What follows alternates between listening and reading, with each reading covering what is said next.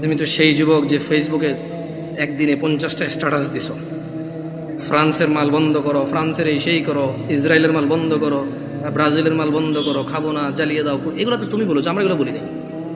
আমরা রাসূলের সুন্নত এভাবে পালন করি। যারা রাসূলকে ঘৃণা করে আমরা বলি যে আমরা ভালোবাসি। দেখো, ওয়াল্লাহি ওয়াল্লাহি এটা কখনোই রাখতাম না যদি সুন্নতে মুহাম্মদ সাল্লাল্লাহু আলাইহি ওয়াসাল্লাম। আমি হাজার অন্যায় করি, আমি মানি মানুষ হিসেবে আমার অপরাধের শেষ নেই, আল্লাহ আমাকে ক্ষমা করুন। তবে তোমরা যারা মুহাম্মদ সাল্লাল্লাহু আলাইহি সাল্লামকে নিয়ে কুচ্ছা রটনা করো, অবমাননা করো, তোমাদেরকে বলে রাখি আমার টাকনুর উপরের কাপড় ওনাকে ভালোবেসে। তোমাদের বলে রাখি আমি বাম পা দিয়ে টয়লেটে যাই ওনাকে ভালোবেসে। তোমাদেরকে বলি আমি ডান হাতে খাই ওনাকে ভালোবেসে সাল্লাল্লাহু আলাইহি ওয়াসাল্লাম। যুবক, কার আদর্শ নিয়ে বড় হচ্ছ? এই দেশের বাবা মারা কি তাদের সন্তানকে আদর্শ শিখাবে না? এরা কি তাদের সন্তানকে এভাবেই শিয়াল কুকুরের মতো রেখে চলে যাবে পৃথিবী ছেড়ে, আর আশা করবে তাদের মৃত্যুর পরে এই সন্তানগুলো তাদের অনেক কাজে আসবে?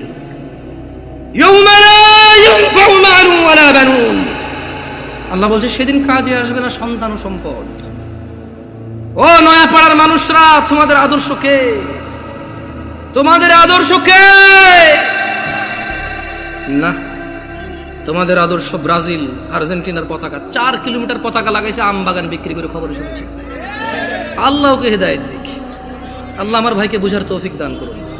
যদি আজ বাংলাদেশের নিয়ে কিছু করতে বুঝতাম, নিজের দেশের একটা গিনিস বুকে ওয়ার্ল্ড হইতো। অ্যাটলিস্ট বাংলাদেশ, আমরা বাংলাদেশি, আমাদেরকে কেউ চিনতো কোনো একটা কারণে, হয়তো আমরা গেলে সম্মানিত হতাম যে আচ্ছা তুমি ওই দেশের মানুষ, যে দেশ তার দেশ, যে দেশের মানুষ তাদের দেশকে এত ভালোবাসে। এখানে দেখি যে বাংলাদেশের পতাকা একটা 20টা থেকে অন্য দেশের পতাকা, বাংলাদেশটা একটু করে রাখে। আমি বলতেছি না যে পতাকা উড়ালে সোয়াব হয়, না উড়ালে গুনাহ হয়, এরকম আমি বলতেছি না, কিন্তু আসলে কি বলবো আপনাদেরকে নিয়ে, কিছু বলার নাই। অত বয়স নেই, পরে মাইরে মুরে নামা দিবেন। আউযু বিল্লাহি মিনাশ শাইতানির রাজীম। লাকাদ কানা লাকুম ফি রাসূলিল্লাহি উসওয়াতুন হাসানাহ লিমান কানা ইয়ারজুল্লাহা ওয়াল ইয়াওমাল আখির ওয়া যাকারাল্লাহা কাসীরা। যুবক, নয়াপাড়ার বৃদ্ধ, যুবক, মহিলা, পুরুষ, কার আদর্শ তোমার? তোমাদের রব বলছে নিশ্চয়ই তোমাদের জন্য মুহাম্মদ সাল্লাল্লাহু আলাইহি ওয়াসাল্লামের মধ্যে রয়েছে উত্তম আদর্শ। তাহলে আদর্শ কারটা উত্তম? ওয়াজ কি বোঝেন না? আদর্শ কারটা উত্তম? মুহাম্মদ সাল্লাল্লাহু আলাইহি ওয়াসাল্লাম। কি এখন মানে এরকম করলে ভালো না? এবার দরকার নাই তো করার। আপনি ঠিক ব্যাঠিক বললে আমার কাজ কি এখানে এসে? আর শুনেন, আমি কিন্তু সুবহানাল্লাহ বলেন, আলহামদুলিল্লাহ বলেন এভাবে বলি না।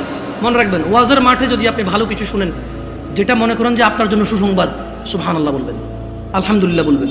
যদি দেখেন যে একটা অন্যায়ের শাস্তির ব্যাপারে বলা আছে, যদি আপনি অন্যায়কারী হন, সঙ্গে সঙ্গে বলবেন আউযু বিল্লাহ, নাউযু বিল্লাহ, আস্তাগফিরুল্লাহ, এগুলো বলবেন।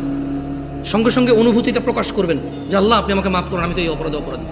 যদি দেখেন যে জান্নাতের কিছু, আল্লাহর উদারতা আপনার সামনে বয়ান হয়, সঙ্গে সঙ্গে বলবেন আলহামদুলিল্লাহ। কি বলবেন? এগুলা আলহামদুলিল্লাহ বলেন। এভাবে কেন শিখিয়ে দিতে হবে আপনাকে? বলেন, গত 50 বছর থেকে ওয়াজ শুনেন, এখনো যদি শিখিয়ে দেওয়া লাগে আলহামদুলিল্লাহ বলেন, হয় তাহলে আজকে এই বছর বলবো বলেন আলহামদুলিল্লাহ, আপনি বলবেন আলহামদুলিল্লাহ। আগামী বছর এসে আরেকজন বলবে সুবহানাল্লাহ বলেন, আপনি বলবেন সুবহানাল্লাহ। দরকার আছে নিজেরটা নিজে বলে ফেলবেন। কেমন? শুনুন, আচ্ছা এখানে চরমনের লোক আছে, আমি দেখতে পাচ্ছি, আমি টুপি দেখে বুঝতেছি। আট্রসির লোক আছে না, অসুবিধা কোথায়? বাংলাদেশে কিছু আইডেন্টিটি ক্রিয়েট হয়েছে, প্রত্যেকে তার আইডেন্টিটি বোঝানোর জন্য যে ভাই দেখো এটা আমার আকীদা, এটা আমার বিশ্বাস, এটা আমার মানহাজ। সো তুমি আমার সাথে কথা বললে সেই হিসাবে কথা বলো। সো এটাতে কিন্তু সহজ, অ্যাটলিস্ট আমরা বুঝতে পারি যে এখানে আমরা ভ্রাতৃত্ববোধ বজায় রাখবো, যতটা আমরা সত্য বলবো, যতটা সহনশীল হয়ে বলা যায় আলহামদুলিল্লাহ, ঠিক আছে? তবে আমরা মিথ্যা বলবো না, আমরা কৌশলের নামে অপপ্রচার করবো না, ঠিক আছে না? এখানে আট্রসি, মাইজভান্ডার, ফুরফুরা, চরমনাই কোনো দলই করে না এমন লোক আছে না? নাই। সবার উদ্দেশ্যে একটা কথা বলি, আপনাদেরকে একটা আয়াত পড়ে শোনাবো, আপনারা কি এটা মানবেন? কোরআনের আয়াত কিন্তু মানতে হবে কিন্তু, ঠিক আছে? পড়ে শুনে তো আউযু বিল্লাহি মিনাশ শাইতানির রাজীম ওয়ামা আতাকুমুর রাসূলু ফাখুযুহু ওয়ামা আতাকুমুর রাসূলু ফাখুযুহু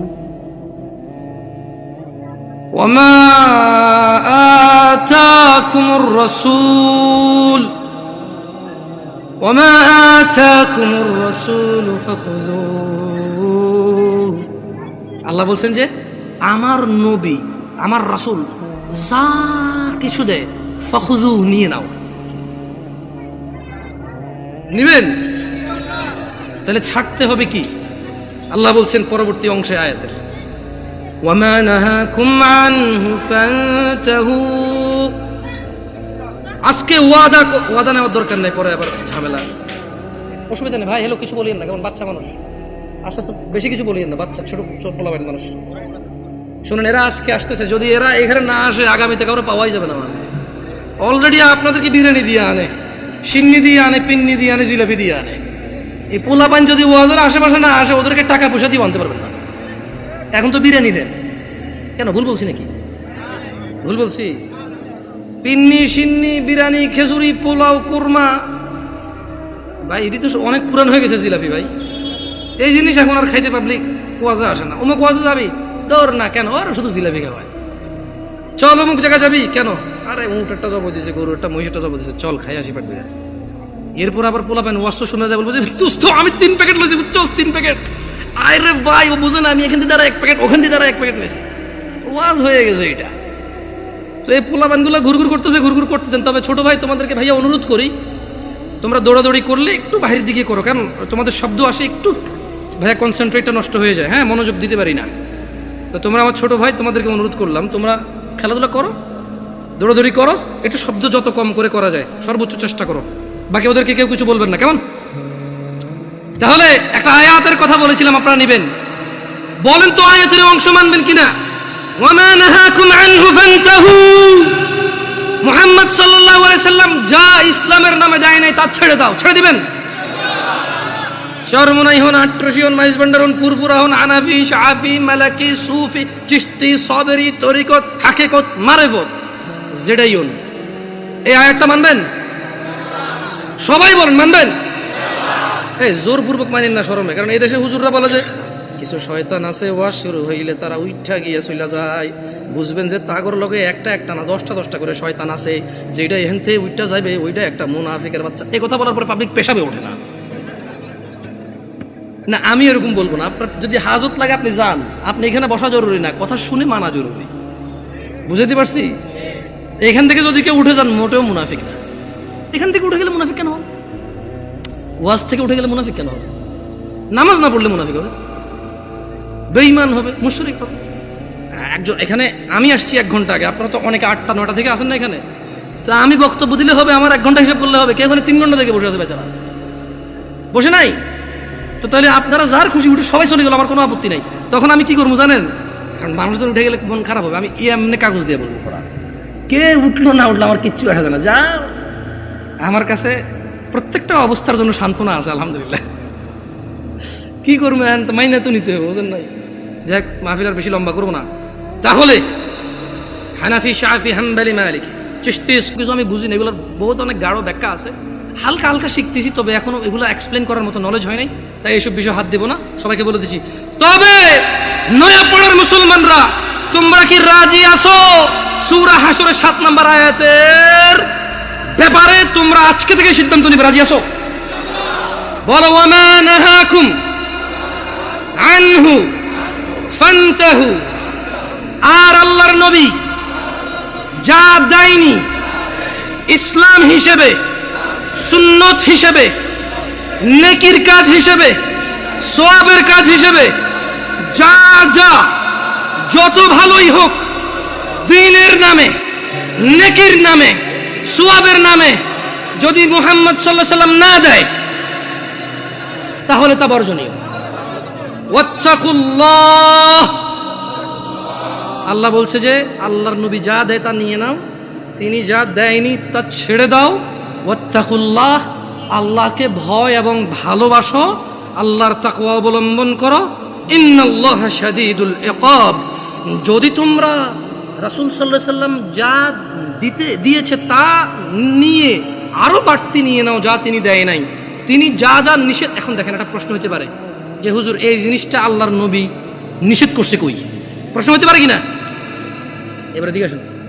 আরে আপনি আসেন, আপনি আসবেন, আসেন, আপনি আসেন, আসেন। মুরব্বী ভয় পেয়ে একটু মুরব্বী হয়ে যাচ্ছেন, কষ্ট পেয়ে যাবেন। তো আমি একটা যুবক টুবক দেখতেছিলাম। ছোট ভাই তুমি আসো, তুমি আসো। আরে ভয় পেও না, হিম্মত নেই হার না ক্যামেরা যুবক। এ দেশে ওয়াজ এখন দেখি এরকমই হয়। আল্লাহ আমাদেরকে হিদায়াত দিন।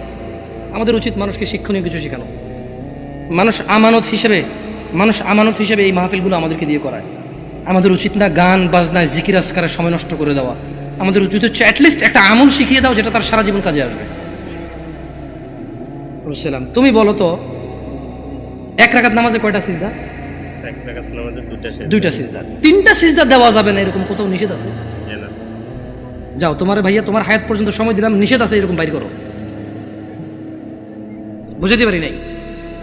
যারা আমাদেরকে বলেন এটা করা যাবে না, ওইটা করা যাবে না, বলতেছেন করা যাবে না, নিষেধ কোথায়? আমরা তাদেরকে বলতে চাই যেই বিষয়ে আদেশ নেই সেটাই নিষেধ।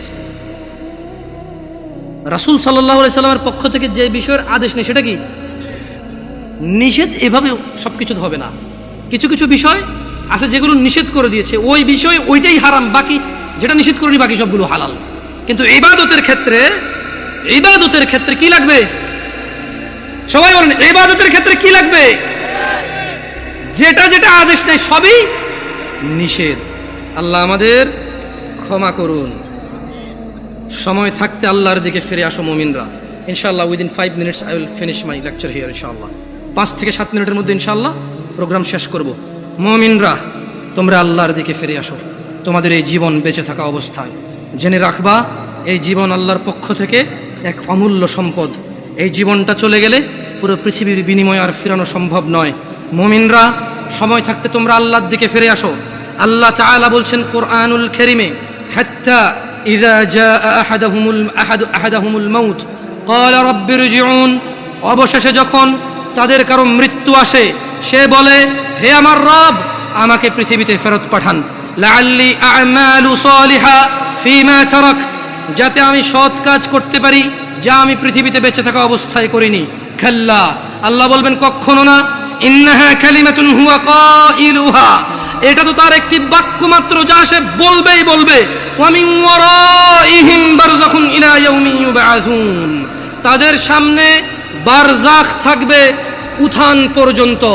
ও নয়াপাড়ার মানুষরা, তোমরা আল্লাহকে ভয় করো, আল্লাহকে ভালোবাসো যেভাবে ভয় করা উচিত। তোমরা মৃত্যুবরণ করিও না মুসলিম হওয়া ছাড়া।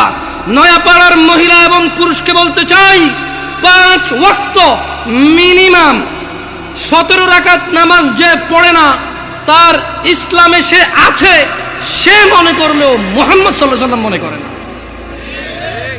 আমরা সবাই দোয়া করি আল্লাহ তাআলা আমাদেরকে 5 ওয়াক্ত নামাজ পড়ার তৌফিক দান করুন।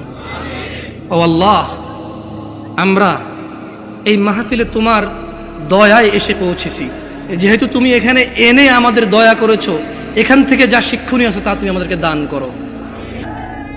ভাই তোমার কেমন লাগে জানি না, আমি ব্যঙ্গ করে বলছি না। বহু মানুষ দেখছি দাঁড়িয়ে আছে, এরপরে শেভ করার পরে মনে হয় যেন ডিম ছুলে ফেলছে, এরকম আলু ছুলে ফেলছে এরকম লাগে। আমি ব্যঙ্গ করে বলছি না, বললাম আমার এরকম লাগে আর কি। আমার হয়তো এটা আমার প্রবলেম, হয়তো আমার হীন মন মানসিকতা, হয়তো আমার ছোট নিচ মন মানসিকতা। আমি আন্তরিকভাবে ক্ষমা চাচ্ছি আমার এই নিচ মন মানসিকতার জন্য। তবে আমার এমনই মনে হয়, দেখলে তোমার কাছে মনে হয় এখন লাভ দিলে 10 হাত উপর উঠে যাবার শেভ করছো, ক্ষমতা বেড়ে গেছে। যে মেয়েরে প্রপোজাল করবা সে মেয়ে আর ফিরাইতে পারবে না। যেখানে চাকরির জন্য সিভি ড্রপ করবা, এখন চাকরি হয়ে যাবে তোমার। এখন যদি তুমি কারোর সাথে ঘুষাঘুষি মারামারি লেগে যাও, তোমার শক্তি বেড়ে যাবে, তুমি জিতে যাবা। দাড়ি কাটছো এই জন্য, আমার এরকম মনে হয় না। আমার কাছে তোমার সিদ্ধ ডিমের মতো লাগে। আপনি নিজে তো শেভ করেন, ঠিক ঠিক বলছেন। আপনার কাছে কি মনে হয় আপনি ঠিক বেটিকে হবে এই জায়গায়?